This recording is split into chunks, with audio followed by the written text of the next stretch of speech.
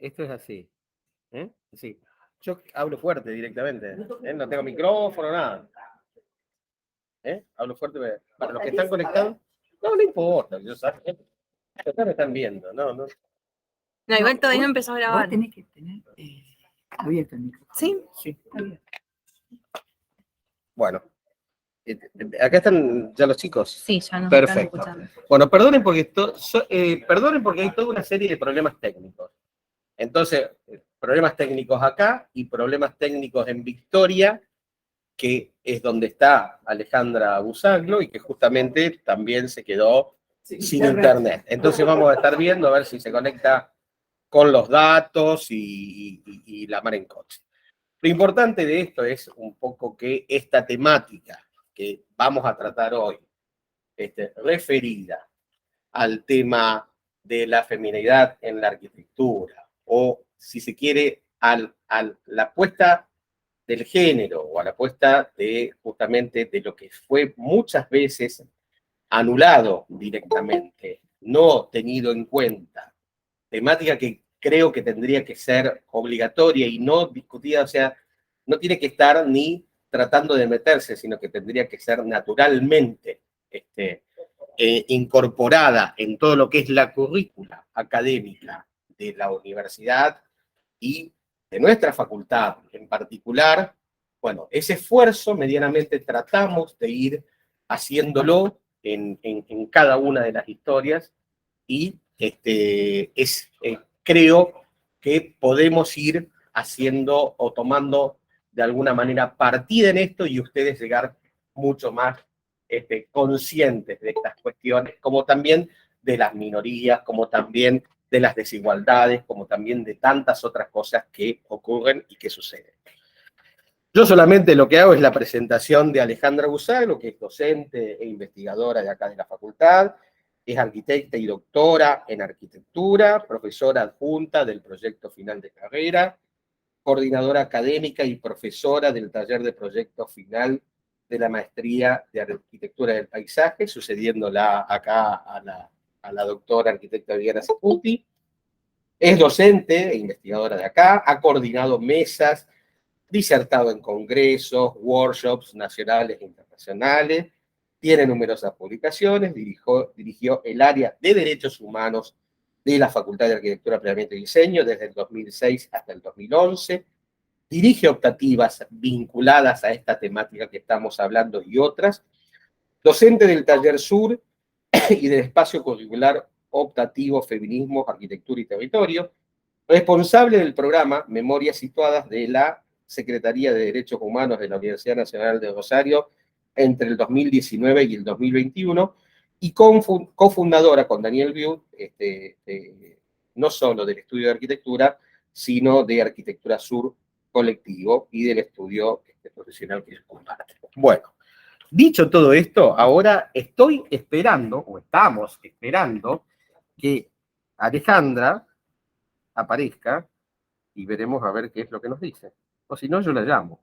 Sí, ya le mandé. Antes de hablar, ya le mandé.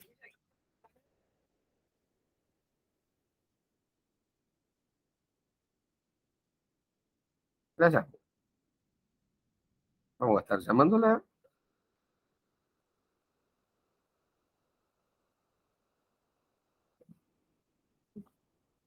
Sí, hay un corte de luz grande en Victoria, entonces. Sí, sé que la cosa.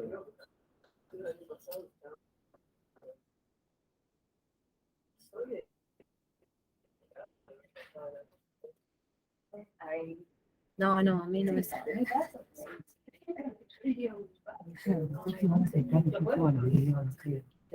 Yo no lo subí porque nos iba a correr la voz. Y no iban a venir. Así que pensaba en lo subir. Sí, yo tengo como el link de Meet.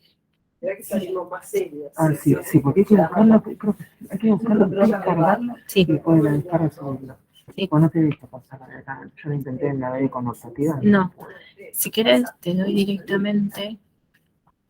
Bueno, no, estamos mirando todo, pero te doy directamente la contraseña de esto, pero te digo si puedes entrar. Y lo buscas en el miércoles pasado, tiene que estar Bueno. Hola, Ali. en charla. Sí, yo ¿Podemos también. conectarnos? Quiero dejarlo listo antes de que, por las dudas. Ahora te paso a ver con Guille, a ver si podés. Bueno, dale.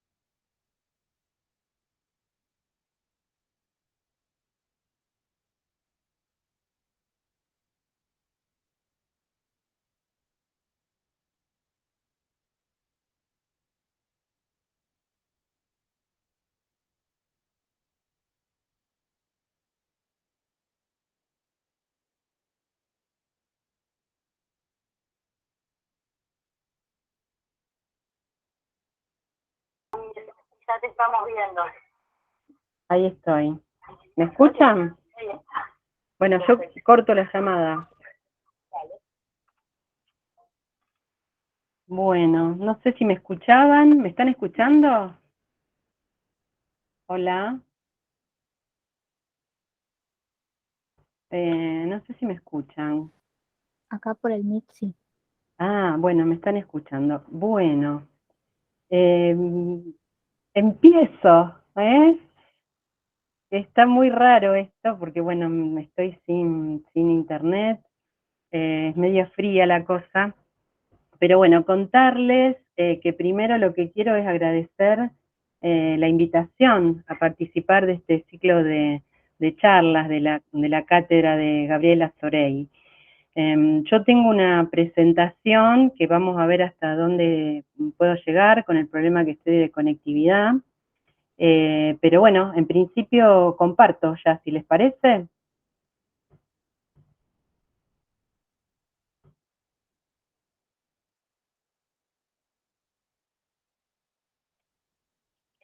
Ah, ¿cómo sé si se está viendo? Porque yo ya perdí. Alguien que me mande un WhatsApp, por favor, así me entero si están viendo mi pantalla. Gaby, alguien que me mande un WhatsApp para saber si ya me están viendo, si estoy compartiendo. Ale, se ve y se escucha, perfecto. Ah, bueno, muchas gracias. Bueno, porque viste que yo ya no veo más nada. Bueno, entonces decir que, bueno, este es el afiche que ustedes han visto de la presentación y que yo completo un poco este título que es Feminismos, Arquitecturas y Territorios con perspectivas de género hacia la justicia socioespacial. Una cosa que quería anticiparles es que todas las imágenes van a ir teniendo alguna referencia, de hecho la que ilustra el flyer dice Me Gustas Viva, que es el nombre de esa instalación que realizáramos con la colectiva Arquelarre. Digo, con esto de los feminismos y la perspectiva de género hacia la justicia socioespacial, ya anticipar esto que podría ser una especie de conclusión, pero ir anticipando que la arquitectura y el urbanismo feminista no son una rama más de la disciplina, sino otra manera de entender el mundo y de construir un marco que permita ofrecer los mecanismos adecuados para dar respuestas a las personas todas y diversas.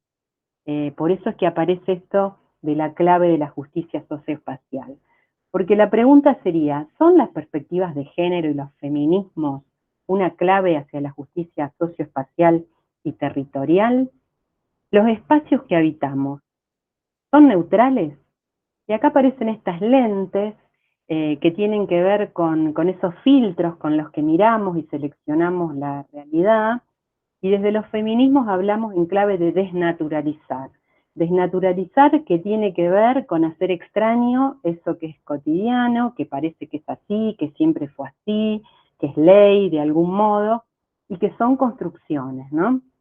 Entonces, esto de las lentes es apuntar a la escala de lo vivencial, de la experiencia cotidiana, y por eso aparece este lema, lo personal es político, enunciado por Carol Hanisch en 1969, y donde empieza a aparecer esa escala de lo vivencial como lugar epistémico, lugar de producción de conocimiento y de acción. Ana Falú nos dice que es posible hacer un abordaje feminista para las 5 escalas en que se manifiesta la injusticia.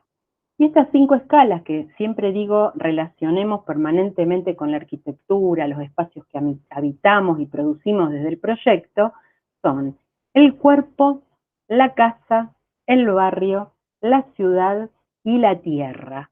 Es como para poder pensar transescalarmente estas escalas de la injusticia. Y en esto de la tierra aparecen los ecofeminismos contra la dominación de las mujeres en la sociedad patriarcal y también contra una ideología y una estructura de dominación de la naturaleza ligada al paradigma patriarcal del varón, amo y guerrero. Digo, me parece interesante empezar a tramar cuestiones que incluso van a empezar a vincular con algunas de otras conferencias que tienen desde otros lugares, ¿no? Entonces, esto de los ecofeminismos nos insta a pensar en clave de interdependencia y de ecodependencia. El ecologismo nos ha hecho conscientes de la ecodependencia, de esa necesaria conexión con la naturaleza y la imposibilidad de vivir sin ella, y desde el feminismo aprendemos la interdependencia y que el sostenimiento de la vida es una cuestión de corresponsabilidad entre comunidades, instituciones y personas. Entonces, acá aparece la pregunta ligada a este encuentro. ¿Cuáles son entonces los asuntos a desnaturalizar del tiempo que nos toca vivir? Y acá pongo sobre lo contemporáneo, ¿no? Porque este es un ciclo de arquitecturas contemporáneas, y la pregunta por la contemporaneidad, ¿qué es la contemporaneidad? ¿Es un lenguaje? ¿Es una condición biológica porque compartimos este tiempo? ¿Hay contemporaneidad? Bueno, desde la filosofía se plantea que ser contemporáneo o contemporánea es una tarea, es un trabajo, es un esfuerzo que consiste en discernir cuáles son los asuntos del tiempo que nos toca vivir. Y en ese sentido, nuestras respuestas, nuestras prácticas, nuestras propuestas serán contemporáneas en la medida que se vinculen a esos asuntos de nuestro tiempo. Por eso es bien difícil, ¿no? Entonces, bueno, contarles sobre emergencias, emergentes, de esto de las perspectivas de género y feminismos en la disciplina, plantear que contextos sociales, políticos, culturales, en términos locales y globales, de reclamos por ampliación de derechos, del amplio movimiento de mujeres, denuncias por violencias de género, desde el Me Too al Ni Una Menos, y pensar que en esto de los reclamos por ampliación aparece algo que tiene que ver con la construcción cultural de los roles de género. O sea, los roles de género no son una cuestión natural, sino que son precisamente una construcción cultural. Y John Scott nos dice que el género es una forma primaria de relaciones significativas de poder, y Saida Muxi, en un libro que se llama Mujeres, Casas y Ciudades, que recomendamos, dice que el género, en tanto construcción de roles y capacidades, ha condicionado la práctica de la arquitectura y el urbanismo. Entonces, bueno, acá hay una acción performática, ataque a un busto de Jean-Jacques Rousseau. Ustedes saben que Rousseau, en el contexto del Renacimiento, de esos pensadores, escribe un tratado sobre la educación. Y esto tiene que ver con cómo la construcción cultural es transversal a toda nuestra cultura, en principio podemos decir occidental. Rousseau en el Emilio, que es el Tratado de la Educación, dice: por esta razón la educación de las mujeres siempre debe ser relativa a los hombres. Agradarnos, sernos de utilidad, hacernos amarlas y estimarlas, educarnos cuando somos jóvenes y cuidarnos de adultos, aconsejarnos, consolarnos, hacer nuestras vidas fáciles y agradables. Estas son las obligaciones de las mujeres durante todo el tiempo y lo que debe enseñárseles en su infancia. En la medida en que fracasemos en repetir este principio, nos alejamos del objetivo y todos los preceptos que se les da no contribuyen a su felicidad ni a la nuestra. Rousseau, Tratado sobre la Educación. A partir de ahí podemos pensar los roles de género en el mito de Eva y Adán y el paraíso. Eva es la culpable de que por su curiosidad, que sabemos que la curiosidad es lo que motoriza el conocimiento, pierden el paraíso. Pandora, y que abre la caja y es catastrófico. Penélope esperando, digamos, empezar a relevar cómo se han sedimentado en la cultura roles de género. En ese sentido, recomiendo esta publicación que presentamos el año pasado, que es una IP especial, Feminismo, Arquitecturas y Territorios. Acá les dejo, ustedes saben que se pueden descargar todas las publicaciones. Y acá señalo un artículo que se llama justamente Justicia Cognitiva, Territorios en Disputa, que escribe Gabriela Barcia y que sigue avanzando sobre estos temas, la construcción de la idea de la bruja, cómo son precisamente sedimentos de la cultura que impregnan nuestras prácticas.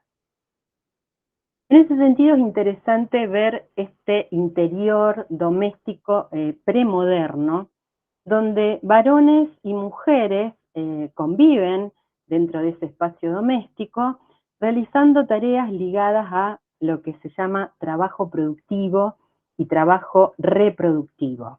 Digamos, en el campo de los feminismos se divide o se identifica esta idea de trabajo productivo con el trabajo fundamentalmente masculino, de varones, que es remunerado, y el trabajo reproductivo con todo lo que son las tareas de cuidado, que precisamente, bueno, no son remuneradas.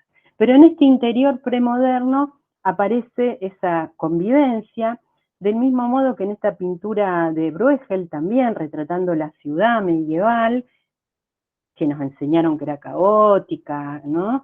Todo esto ligado a las construcciones culturales, políticas también.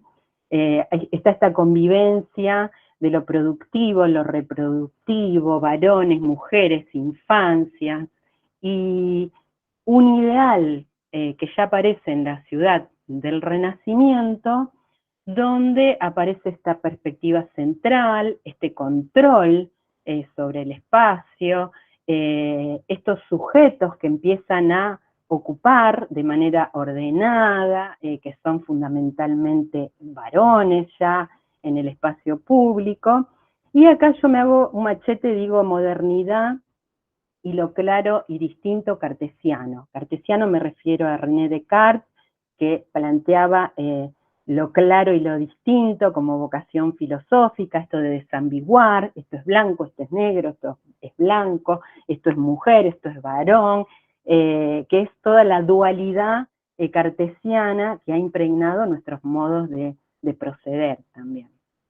Y en eso de que la mujer se termina encontrando acá dice el lugar natural de la mujer, su lugar en la casa, en el interior, como lugar de la reproducción, aparece también retratado en estas pinturas, ¿no? Que está poniendo las cosas en su lugar, por decir de algún modo. Probablemente hayan visto esta serie, El cuento de la criada, sobre esta novela de Margaret Atwood, que es una distopía, pero que está planteando esta sociedad donde claramente las mujeres están cumpliendo en estas distintas castas y lugares sociales también estos roles de género, y donde los espacios aparecen generizados en términos de masculino, femenino, de género, ¿no? Donde lo público, las decisiones, las ágoras o los grandes lugares de reunión son de varones, y lo privado ligado a lo femenino. Y esta imagen que estaba planteada como utopía, pero yo me pregunto si es una utopía o una distopía, esto es real. Esta fue una exposición patrocinada por la General Motors, que se llamó Futurama. Cualquier vínculo con la serie esta animada de Matt Groening, autor de Los Simpsons, no es casualidad. La maqueta esta se llamó, el proyecto era Democracy, y lo que es interesante es que en el año 39, en esta feria, General Motors patrocina esta ciudad del futuro. Esta ciudad que es vista desde arriba, que tiene que ver con la idea de planeamiento, de volar, del desde arriba, de lo general, de las águilas, pensando esto que Nietzsche plantea la necesidad de la mirada combinada de águilas y ranas, ¿no? De poder estar en la escala del territorio y en esta otra, pero bueno, esta que ha sido la que ha dominado a la modernidad. Y esto que tenía el lema I have seen the future, y que de algún modo esto que aparece así entrecomillado es esta vocación finalmente de vender estas autopistas, este sistema de autopistas interestatales, y que a la vez esto sigue siendo parte de la maqueta, está volviendo a reforzar esta idea del ideal de la ciudad moderna, en este caso, donde había segregación de peatón respecto del automóvil, estos grandes sistemas de movilidad, las zonificaciones, y eso en relación a la construcción de imaginarios y de subjetividades, porque también eso, ¿no? Deseamos muchas veces lo que nos hacen desear, digamos, todo este urbanismo del suburbio, de las autopistas, del baby boom, de la casa, del sueño de la casa, que a la vez estigmatiza fuertemente respecto de los roles de género, porque esta era el tipo de sociedad, ¿no? Como deseaba Rousseau. En ese sentido, Luciano Fabri, integrante del Instituto de Masculinidades y Cambio Social, nos dice que ser reconocido como un sujeto masculino o ser asignado como varón en esta sociedad en particular está asociado al lugar, a ocupar posiciones de jerarquía, ¿no? Y esto de las posiciones de jerarquía, siempre pensemos ligados a espacialidades de jerarquía, tanto en el ámbito de lo doméstico como en el ámbito de la ciudad, lo urbano. Entonces nos dice que nadie está exento de revisar los estereotipos de género a partir de los cuales nos movemos en la vida cotidiana. Yo acá traía este folletín, Guía de la Buena Esposa, de España, del año 53, donde dice, ten lista la cena, luce hermosa, todos estos imperativos, ¿no? Arregla tu casa, minimiza el ruido, bueno, no tiene desperdicio, hazlo sentir a sus anchas, bueno. Y sigue diciendo Luciano Fabri, a los varones nos crían para pensar que podemos disponer de las mujeres y sus tiempos, de sus energías, de sus capacidades y sexualidades, y esta idea del tiempo es algo que vamos a retomar más adelante, el tiempo como medida de desigualdad y cómo impacta en los espacios que habitamos. Y dice, aunque no seamos abusadores sexuales, ni violadores o femicidas, porque esto también aparece, ¿no? Cuando hablamos de patriarcado, de feminismo, los varones dicen, bueno, pará, yo no soy ni abusador. No, no. Pero él dice, tenemos mucho para revisar sobre nuestra masculinidad, de manera de poder construir vínculos más justos y equitativos. Y esto 2020, en el contexto de pandemia, la Catedral Evangélica de Chile, porque si pensamos que los años 50 están lejos, en el 2020 aparecen estos consejos para la mujer, sé paciente, el hombre no está acostumbrado a encerrarse en el hogar, bueno, no tiene desperdicio, ¿no? Entonces, se atenta, no discutas, mantén la higiene. Entonces, ¿qué consecuencias acarrean los roles de género en los espacios que habitamos? ¿Quiénes proyectan los espacios que habitamos? ¿Quiénes legitiman el proyecto de los espacios que habitamos? Ustedes saben, las academias, ¿quién dice? ¿Quién es autoridad para decir estos deben ser o no los espacios que habitamos? Ahí quiero traer, en el año 62, Lewis Mumford, que probablemente conozcan por textos que han leído en urbanismo o en historia quizá, publica en el marco de una disputa fuerte que está dando Jane Jacobs, no sé si la conocen, pero la vamos a presentar muy brevemente, en relación a un proyecto que viene llevando adelante Robert Moses en Nueva York. Jane Jacobs, activista, dando una fuerte batalla, recibe una respuesta que el título, Los remedios caseros de Mamá Jacobs, está llena de estigmatizaciones para justamente deslegitimar la palabra de esta autora. La idea de mamá, la idea de remedio casero, alejado de la ciencia. Y bueno, acá Robert Moses y Jane Jacobs, les voy a dejar algunos apuntes, pero digo, vale la pena. Este es un documental, película, que les recomiendo, se llama Citizen Jane, Battle for the City, la recomiendo para proyecto, para urbanismo, para tesis, porque nos instala todo este debate que está en torno a modos de construir conocimiento para el proyecto de arquitectura. De hecho, hay un concepto que es el de vitalismo, donde Jane Jacobs está planteando este modo más ligados a las ranas, en contraposición a las águilas, en la experiencia para el proyecto de la ciudad. Este es su libro, que se reedita 50 años después, Muerte y vida de las grandes ciudades. Se reedita justamente porque recupera hoy una vigencia inesperada, donde justamente Jane Jacobs afirmaba que la diversidad y la vitalidad de las ciudades estaban siendo destruidas por algunos arquitectos y urbanistas muy influyentes.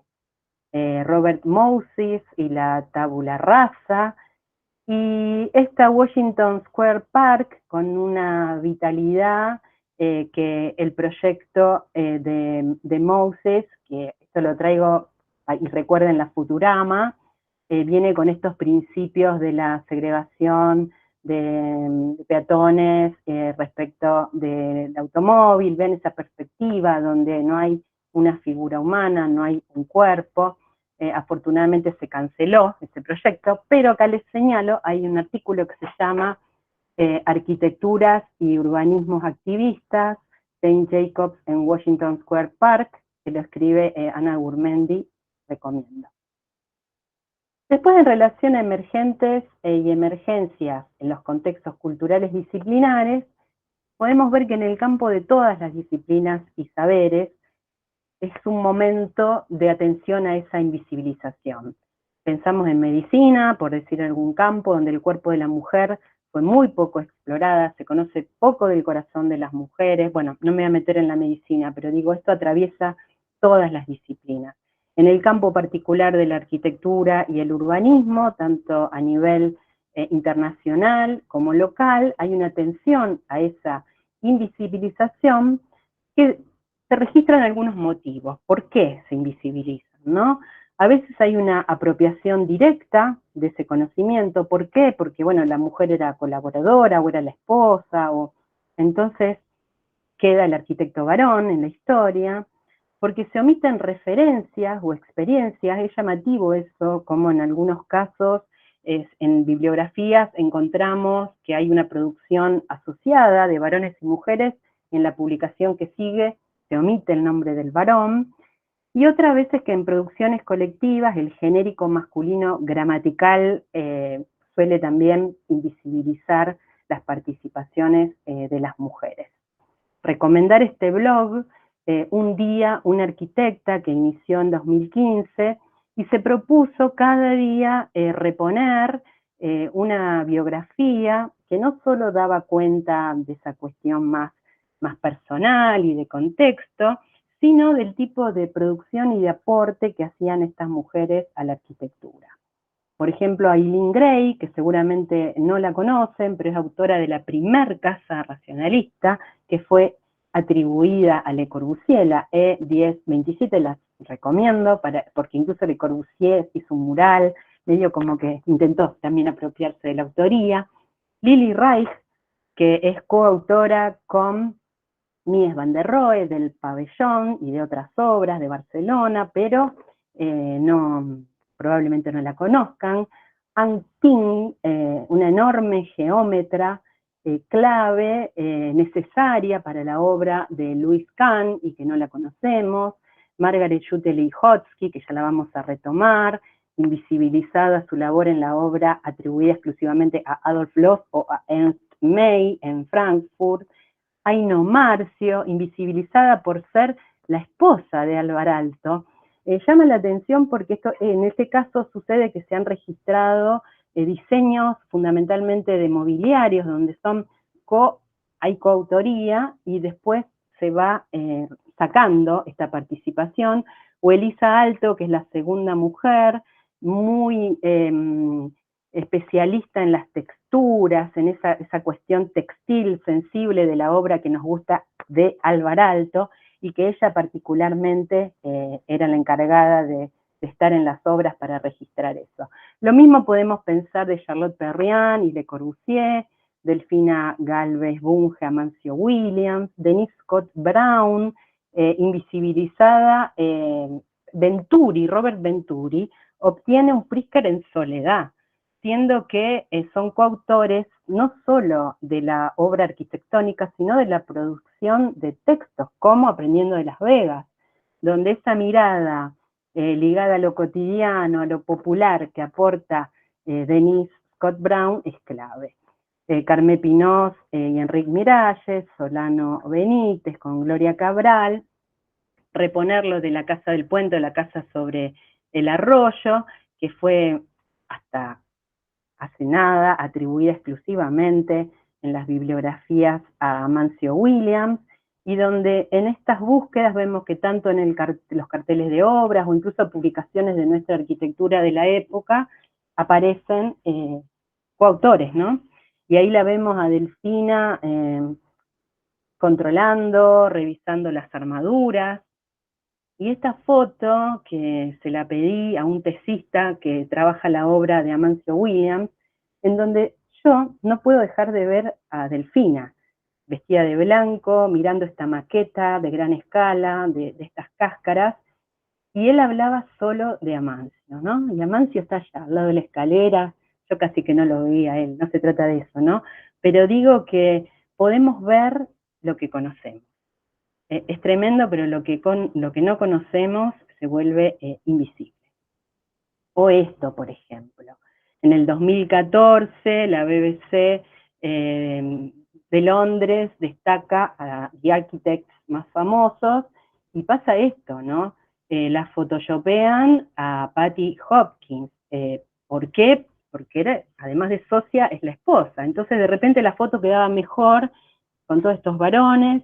Entonces, yo siempre recomiendo, chicas, no se saquen fotos con fondos fácil de photoshopear. Bueno, es una broma, pero se está invisibilizando modos de producir, no es un tema de cartel.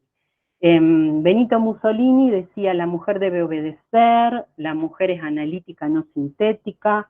Se pregunta, ¿acaso ha hecho arquitectura en todos estos siglos? Dile que construya una cabaña, no un templo, no puede. Es ajena a la arquitectura, que es la síntesis de todas las artes, y esto es un símbolo de su destino.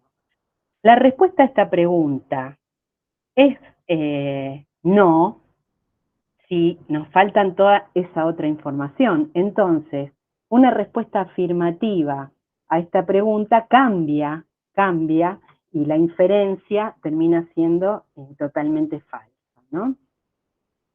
Entonces, este término patriarcado, que tiene que ver para describir esta situación de distribución desigual del poder entre los varones y mujeres, donde los varones tienen preeminencia, está muy, muy ligada a un imperativo de universalidad, que aún nos atraviesa, ¿no? Pero en esto de las desnaturalizaciones, las deconstrucciones, nos preguntamos quién es ese sujeto universal.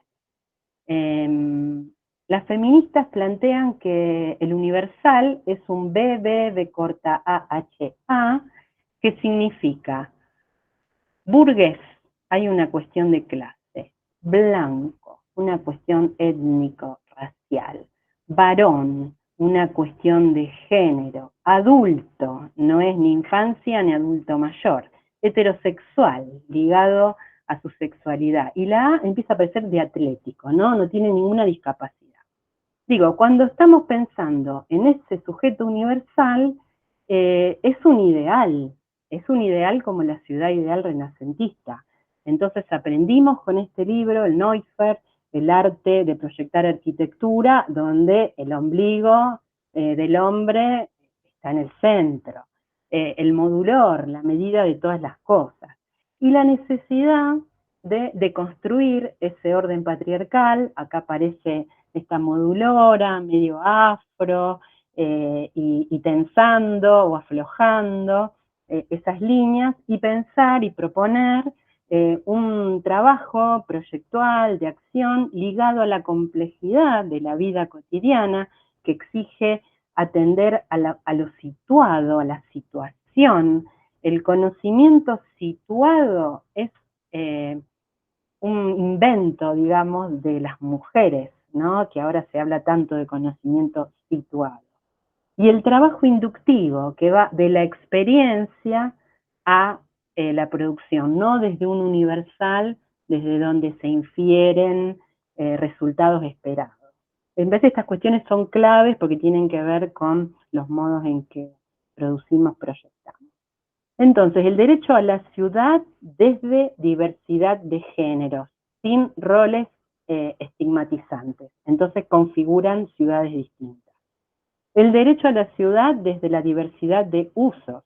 Jane Jacobs planteaba la necesidad de ir contra esto de los zoning, porque una ciudad segura, dice Jacobs, es aquella no que tiene cámaras de seguridad, sino que tiene mayor cantidad de ojos en la calle. Esto de los ojos es posible a partir de que hay multiplicidad de usos. Eso está en el documental, muy, muy interesante.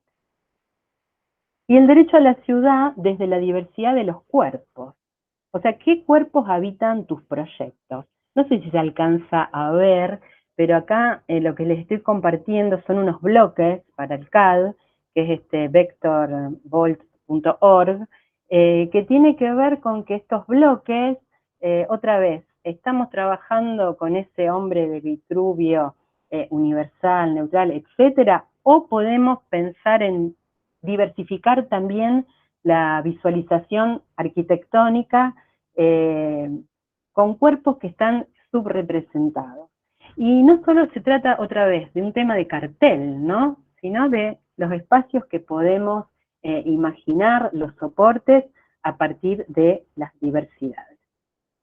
Entonces el género empieza a ser una categoría analítica y tiene relación con los aspectos socioespaciales.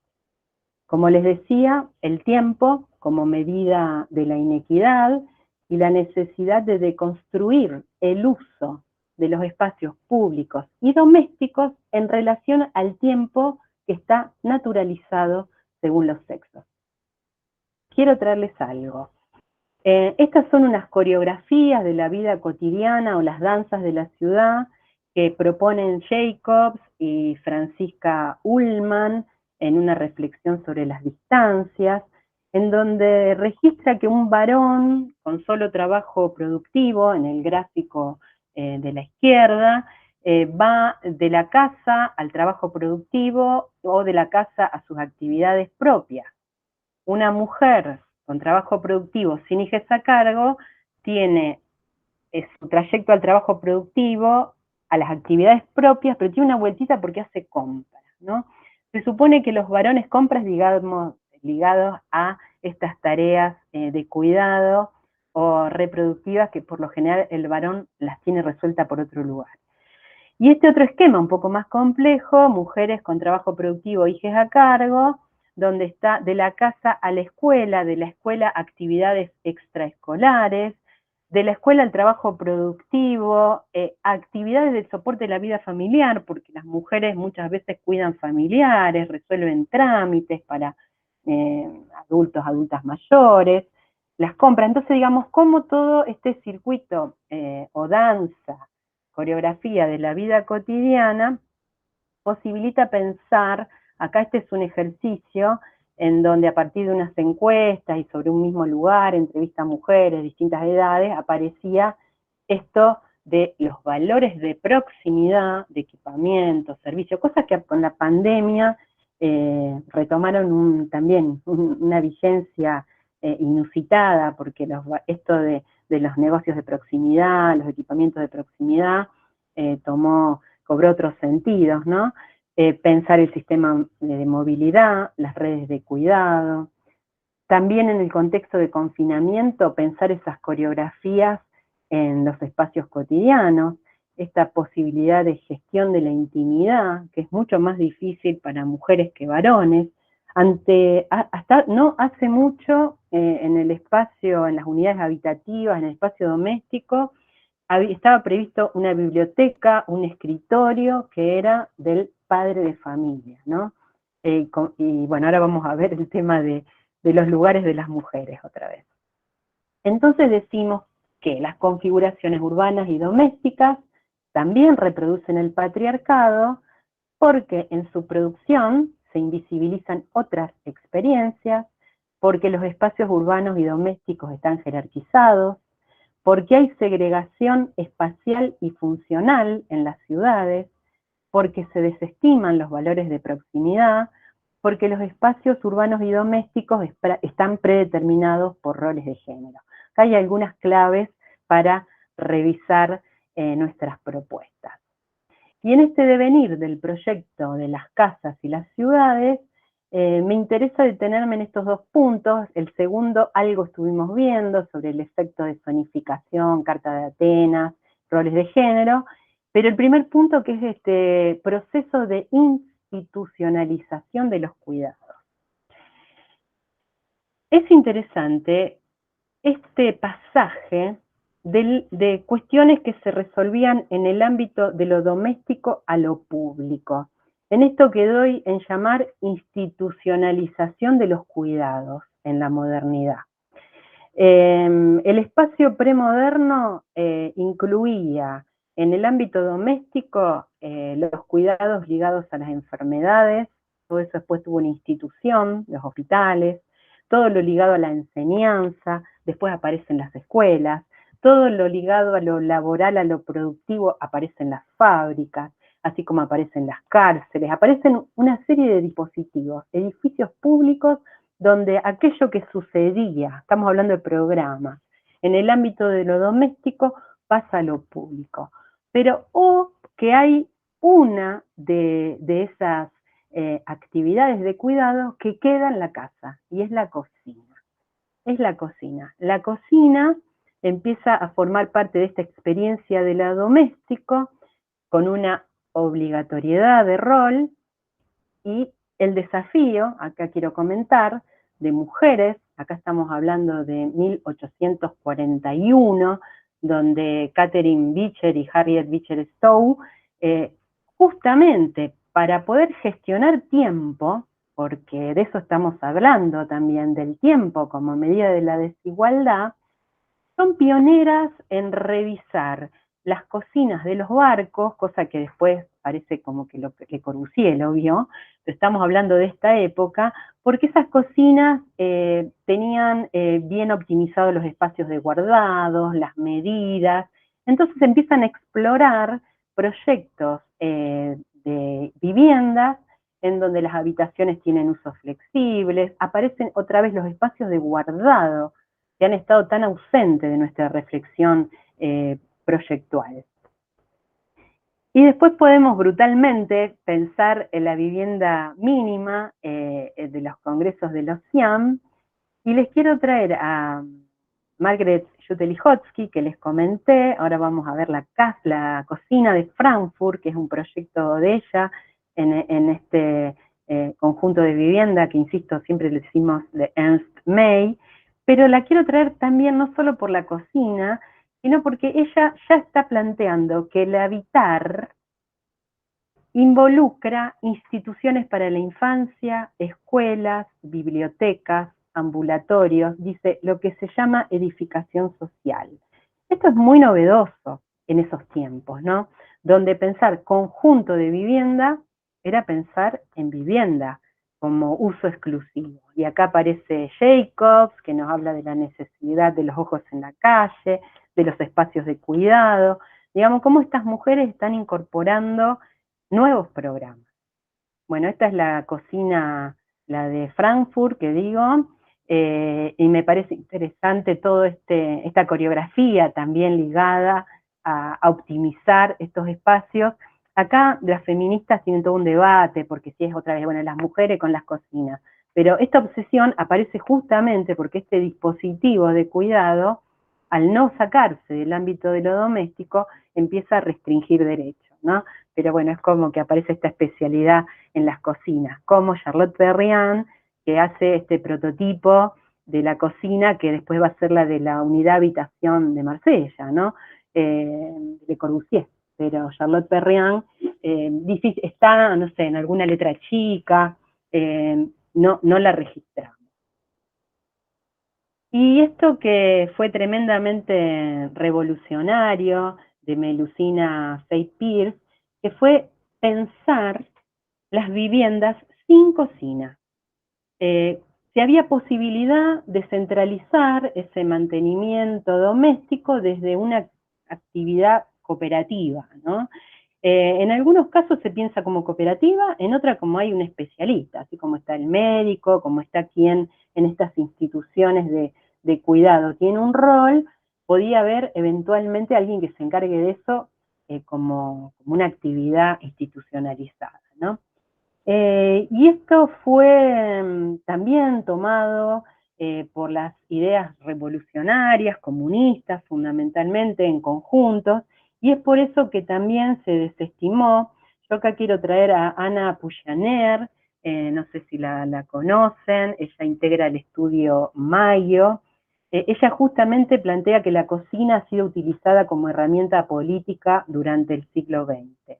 Desde múltiples sentidos, digo yo también, ¿no? O sea, no solo por esto de qué implica mantener a la mujer en ese rol en el espacio doméstico, pero también en esto de cómo haberlo ligado a cierta ideología del comunismo ha desestimado esas investigaciones. Bueno, eso es otro capítulo, podríamos dar otra charla sobre eso. Y ella escribe esta tesis, que es Kitchenless City, que es el de las ciudades sin cocina, y probablemente conozcan este proyecto, que es el edificio 110 habitaciones de Mayo, donde se llama 110 habitaciones porque empezamos a ver esta serie de habitaciones desjerarquizadas en términos de tamaño, de disposición, vemos los lugares de guardado y de aseo, pero la cocina empieza a ser un ámbito más integrado, acá lo podemos ver en esta foto, y en este esquema donde están todas estas habitaciones jerarquizadas, y como dice ella, lo interesante no debería ser quedarnos atrapados, atrapadas en una imagen, como lo solemos hacer a veces con los referentes, sino poder ver qué asuntos se están estudiando, explorando en estos casos. Entonces la pregunta, ¿qué y para quiénes proyectamos? Un taller que se llamó la Casa Sin Género, que lo hizo el colectivo Punto 6 de Barcelona. También recomiendo que vayan a ver, ahí trabajan desde distintas disciplinas. Y hay un libro que se llama Habitar el Presente, y hubo un taller también, que son herramientas para pensar la vivienda del siglo XXI, donde aparecen estos criterios para el proyecto y la valoración, donde por un lado aparecen estas observaciones de los cuerpos en lo cotidiano, en las vivencias, ese espacio doméstico donde vemos las infancias que juegan en los pasillos, y por qué, ¿no? ¿Por qué las habitaciones de las infancias tienen menor dimensión por defecto en los proyectos? Bueno, interrogaciones que tienen que ver con esta exploración sobre los usos, y acá le traigo algunos ejemplos, ¿no? Por ejemplo, lo que se hacía, yo asistía a un taller, tomabas la planta de algún edificio, se hacía un análisis, se veía cómo funcionaba el pasillo, que estaba subutilizado, qué poca flexibilidad a partir de la posición de los baños, y que no daba opción a otras actividades, y entonces la reelaboración de una planta que organiza los servicios para liberar para otras actividades. Bueno, otros ejemplos, yo creo que todo este material les puede quedar para que lo revisen. Hay todo un tema que es el ciclo de la ropa sucia, dónde va, dónde se lava, dónde se cuelga, dónde se guarda, dónde se plancha, bueno, un montón de cosas que tienen que ver con espacios necesarios en el espacio doméstico. Así que bueno, no me quiero detener mucho en esto, aparte que tengo miedo que se me corte la conexión, ustedes me dicen. Los baños múltiples, no sexistas, bueno, eso también ya para pensar en los proyectos de edificios públicos, baños múltiples que suponen que pueden simultáneamente suceder actividades, que por ejemplo a un adulto o una adulta mayor a veces hay que ayudarle a bañarse, Entonces, ¿qué dimensiones tienen los espacios que habitamos? ¿Quiénes los usan?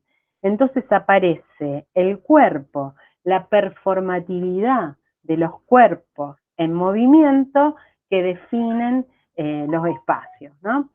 Entonces, proyectos como este, de una unidad mínima, 40 metros cuadrados, en Carabanchel, donde aparece esto de la flexibilidad, los espacios exteriores necesarios y calibrados, esto también con pandemia apareció, acá dice no jerarquizada ni androcéntrica, la idea de una cocina integrada o integrable, todo este tema en torno a mobiliarios, estas perspectivas que nos hacen imaginar justamente los cuerpos habitando los espacios, esto que decíamos del lugar exterior propio, las terrazas.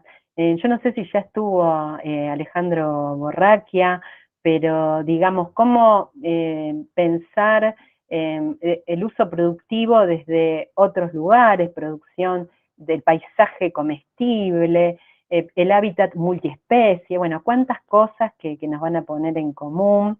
Bueno, acá esto ya es para una unidad de otra escala, pero bueno, se pueden ver los espacios de guardado, todas esas cuestiones que están muy bien trabajadas respecto de esto de la casa sin género. Y este imaginario donde podemos ver los guardados, los usos, la flexibilidad, equipamientos. Hay un estudio barcelonés, ELI, Arquitectura, que recomiendo. ¿Qué hay para quienes proyectamos la ciudad sin género? Acá un artículo de Blanca Valdivia, del urbanismo androcéntrico a la ciudad cuidadora, por supuesto Jane Jacobs, el derecho de la ciudad, a la ciudad, al vitalismo, personas, todas diversas. Probablemente ustedes tengan presente en el centro de Rosario, pero intervenciones en Barcelona, en distintas ciudades donde ya se está pensando que la calle no es solo para circular y comprar, sino que estar, permanecer, encontrarse. Adultas, adultos mayores necesitan sentarse. Entonces, bueno, esos equipamientos que tienen que ver con este ejercicio, este fue un ejercicio, si ustedes alcanzan a ver, es un conjunto de viviendas, y así como se replanteaba la planta en esto de la casa sin género, acá aparece un transparente en donde empezamos a imaginar estos lugares para sentarse, para encontrarse, algo que en términos conceptuales Muxi llama ágoras cotidianas. Yo creo que las ágoras cotidianas es un dispositivo proyectual contemporáneo clave. Les traigo una experiencia particular en Viena del año 97, que es la Casa de la Mujer Trabajadora. Es un conjunto de viviendas, todo este conjunto, fue por concurso, lo gana Francisca Ullman, era para mujeres, participaban exclusivamente mujeres, lo lleva adelante una cooperativa de mujeres, y es interesante, bueno, el estudio de las tipologías, que tienen mucho que ver con eso que yo recién les comentaba, pero a la vez en esto que hoy es una categoría de exploración proyectual, que es la de los espacios intermedios, ¿no? Entre público, privado, doméstico, bueno, hay espacios intermedios que tienen que ver también con los cuidados, con la integridad, integración vecinal, con los lazos, con equipamientos comunes, lavandería, guardado de bicicletas. Y por ejemplo, en esto de las unidades habitativas, otra vez aparece este tema de la cocina, y este vínculo directo, los ojos, para los cuidados, o sea, esta secuencia, si ustedes vieron, de pequeños patios interiores, digo, es muy interesante cómo se configura este conjunto, ¿no? Esa sucesiva cantidad de espacios de pequeña escala para las infancias, a la vez como participan distintas arquitectas, hay diversidad tipológica, bueno, cómo pensar los conjuntos que a la vez tienen equipamientos, como ya señalaba Margaret Jutelihotsky, los espacios compartidos, como decía, lavandería, lo reproductivo, lo productivo, las huertas, y bueno, entonces, conceptos, procedimientos emergentes esto de los feminismos, complejización de programas, mixtura de usos, espacios inclusivos, ¿no? La posibilidad de recorrer esquemas de trayectorias infantiles, o sea, ¿qué cuestiones mapeamos entonces para los proyectos? ¿Quiénes empiezan a ser sujetos, sujetas de nuestras propuestas, ¿no? Y acá la tapa del libro de Muxi, recomendado. Y ya acá en los 50, Wilhelmina Jansen, esto tiene que ver con la visibilización de enormes producciones. Por eso digo, ¿cuánto nos perdemos en la medida que desconocemos?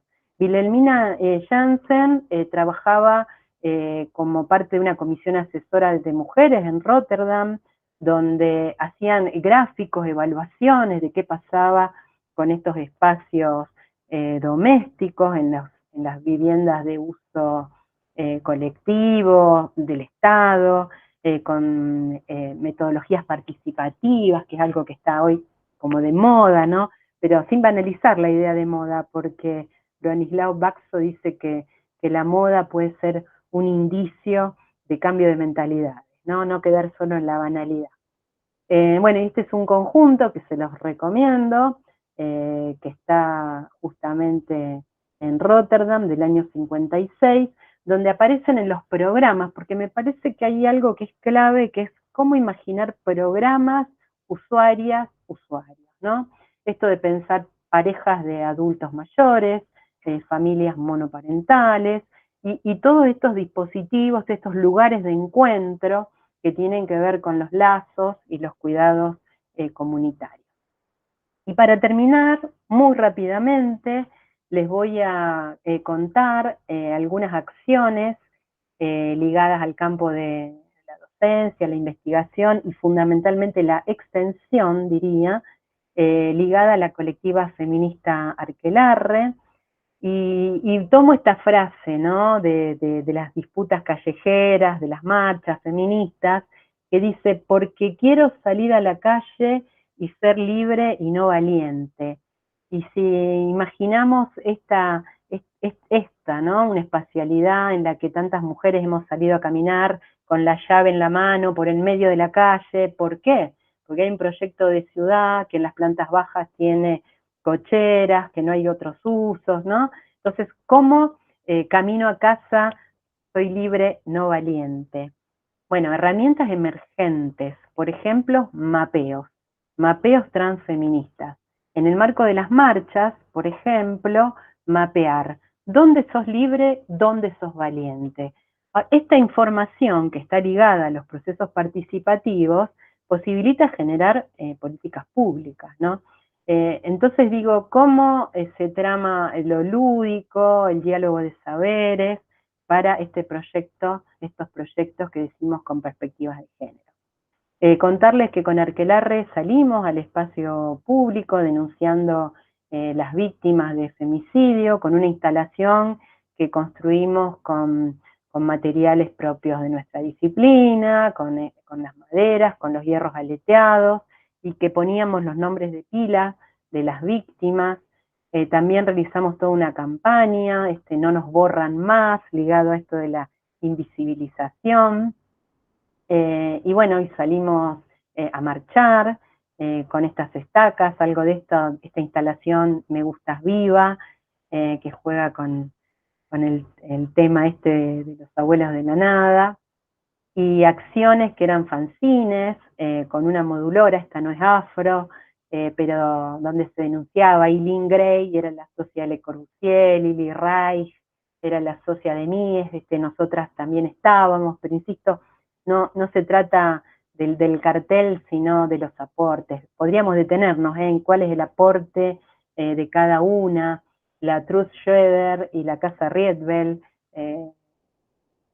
coautora también, ¿no? Entonces, bueno, estos fanzines, nuestra participación de la Asamblea Feminista para todas estas marchas, en donde aparece el concepto de interseccionalidad, que es de una feminista afroamericana, Kimberly Crenshaw, que habla de la necesidad de la interseccionalidad en términos de clase, de etnia, también en las mujeres, ¿no?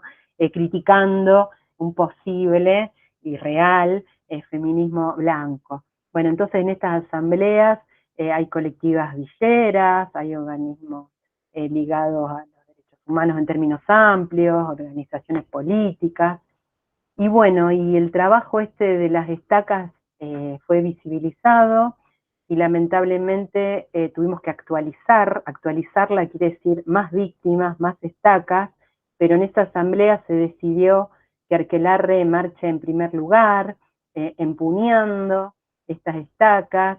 Es interesante esto que ustedes van a ver, que necesitamos muchas más manos de quienes habíamos estado en este proyecto, lamentablemente, ya para el 3J eran 143 las estacas, acá lo ven al padre de Paula Perazzi marchando también por su hija y llevando una estaca Paula, porque eran los nombres de pila, ¿no? Todas las Paulas, todas las Carinas, todas. Esta foto recibió un segundo premio de un concurso de fotografía a nuestras arquitectas, en el rubro Arquitectas en Acción. Tuvo impacto en los medios, y esto de los medios también es un modo de hacer visible. Esta instalación probablemente la vieron, la llevamos también a un encuentro de mujeres al Colegio de Arquitectos, que ahora es Profesionales de la Arquitectura, está en cambiarse el nombre, este hackeo al modulor por una modulora, y también empezar a hacer estos gráficos, ¿no? Donde de las 47 víctimas en el 8 de marzo, en diciembre había 341, y esta instalación que fue tomando densidad, esta posibilidad de incorporar algunos lemas a la proclama de las marchas, ¿no? Que ustedes saben hay muchos temas que se plantean, y nosotras desde la universidad planteamos universidades que formen con perspectiva de género, esto imagínenlo en el derecho, transversal a todas las disciplinas, y en nuestro caso un urbanismo feminista para una justicia socioterritorial. Bueno, la salida a las marchas, y esto que con la cantidad de víctimas empezamos a tener mucho material disponible para reutilizar, todos estos hierros de obra, y en los encuentros interseccionales empezamos a tramar con un centro cultural en Los Pumitas para trabajar con estas armaduras en una cubierta para, este centro cultural era comedor, copa de leche, y en el contexto de pandemia, el plan B, esto de los activismos confinados, realizamos el proyecto de unos bancos para infancias, porque necesitaban el punto Wi-Fi único en este lugar, bueno, todas las problemáticas en los barrios de la pandemia, ¿no? La acción esta se llamó No Banco, porque era no banco, el machismo, y ni una menos durante el aislamiento. Con este proyecto ganamos un premio Arquisur el año pasado, y bueno, estaba a disposición este prototipo para ser realizado varias veces. Hicimos una propuesta en redes también de pegatinas. Recuerden que podíamos salir solamente a hacer compras y al cajero. Entonces en esta campaña, con estos cuerpos también subrepresentados, cuando salíamos al espacio público lo hackeábamos, pegando en el cajero, pegando por ahí, no banco más la violencia machista, realizamos stickers que dinamizamos por WhatsApp. Digo, todas estas estrategias que hoy hacen el proyecto de arquitectura. El proyecto de arquitectura hoy dinamiza múltiples soportes y dispositivos. Bueno, entonces aparecía esto, y cuando ya el 25 de noviembre del 2020 pudimos empezar a encontrarnos, construimos estos bancos y los llevamos a esta casa de mujeres y disidencias en el barrio Los Pumitas. Entonces, bueno, algunas preguntas para dejar. ¿Es posible desarrollar modos de habitar justos? ¿Son los espacios domésticos desjerarquizados, adaptables, los que facilitan las actividades productivas y reproductivas alguna clave para pensar el problema de la vivienda contemporánea? ¿Es el vitalismo, Jacob, una categoría necesaria para indagar en programas arquitectónicos novedosos y desalentar otros que promuevan la inseguridad en las calles? ¿Es posible un urbanismo de la experiencia cotidiana y las necesidades de las personas sin generar falsas homogeneidades promovidas por la idea de un universal? Entonces les vuelvo a dejar esta publicación porque hay otra sección que se llama Otras Voces, Otras Lenguas, donde compilamos artículos de Inés Moisset, de toda esta investigación que les mostraba de Un día una arquitecta, publicamos obras de arquitectas rosarinas, enormes estudios, también a veces invisibilizados, así que vuelvo a recomendar esta publicación y bueno, muchas gracias.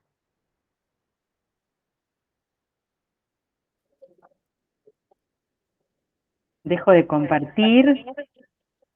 Creo que alcanzaron los datos. Ustedes me dirán, me sentí un poco sola, me hubiera gustado verles las caras. No sé si da Sí, para... Ale, te escuchamos perfecto y agradecemos que hayas estado y que nos hayas brindado esta charla. ¿Alguien, si quiere hacer alguna pregunta? Ay, me encantaría Consulta, verles. comentario. Están medios tímidos. Sí, es que es difícil, ni hablar yo que veo circulitos y me encanta ver las caras y reacciones y qué estamos pensando con estas cosas. Una conferencia de este tipo me invitaron a dar en Costa Rica, un colectivo de arquitectos, activistas, y cuando terminó me dijo, pero entonces yo soy feminista, somos feministas nosotros. Bueno, sí, ojalá, ¿no? Porque tiene que ver con estas prácticas, como digo, a veces parece que feminismo es un tema de mujeres, pero tiene que ver, gracias ahí Ignacio y su compañera, que la estoy viendo, me da mucha felicidad verles, y allá algo de la FAPID. Así que bueno, esta era como un poco una propuesta, algo provocadora, pero creo que tiene que ver con desnaturalizar eso que nos creemos que es así y que fue siempre así y que es algo por naturaleza. Sí, es la conciencia colectiva que tiene que ir cambiando y aprendiendo, ¿no? Aprendiendo todos. Sí, esto de la interdependencia, la eco. Ahí está Gaby. No sé, ustedes chicos, Ignacio, ¿querían decir algo? Me dan la alegría de verles la cara. Están atrás, están azorados. Obviamente atentos, azorados y han quedado. Azorey, en la cátedra Azorey. Sí, azorellados. que es más problemático eso. Ale, realmente excelente porque fue un paneo por las tres historias. O sea, tocaste las tres historias, muy interesante y sobre todo lo que vos manifestás al final con respecto a la cuestión, si se quiere, proyectual política, en ese sentido, proyectual ideológica y realmente incluyendo una amplia variedad que no es solamente desde una cuestión feminista, sino desde una posición de integrar filosófica, que es filosófica, que es ética también. Sí. Por eso me parece que cuando vos armás este ciclo de arquitecturas contemporáneas, insisto con eso, me parece que la pregunta es cuáles son los asuntos del tiempo que nos toca vivir, ¿no? Como para pensar la contemporaneidad de nuestras propuestas. Y que sabemos que lo político no quiere decir partidario, lo ideológico tampoco, seguro, es filosófico. Y como también me gusta decir, bueno, ustedes saben que soy profe de proyecto en PFC, que un proyecto de arquitectura, cualquiera sea, es una opinión. No es una forma más o menos bella, más o menos, es una opinión sobre temas. Cuando proyectás espacios educativos, cuando proyectás unidades habitativas, conjuntos, ciudad, estás opinando sobre un tema, ¿no? Entonces, tener conciencia de eso me parece que es lo que nos va a ligar a pensar, a interrogarnos todo el tiempo sobre la contemporaneidad de nuestras acciones, ¿no? Seguro, seguro. ¿Algo? ¿Algo más? Ale, nosotros te agradecemos un montón, realmente fue brillante. Muchísimas gracias. Muchas gracias, queda mucho para por ahí estar reflexionando y charlar. Y cualquier cosa te preguntamos. Pero ¿Te claro podemos que llamar? sí, Te claro preguntamos. que sí, ando por Rosario, por supuesto. Acá Dale, tuvimos bien. corte de luz y demás. Un Bueno, beso inmenso. gracias por la invitación. Gracias. Gracias, Dale. Alejandra. Nos vemos.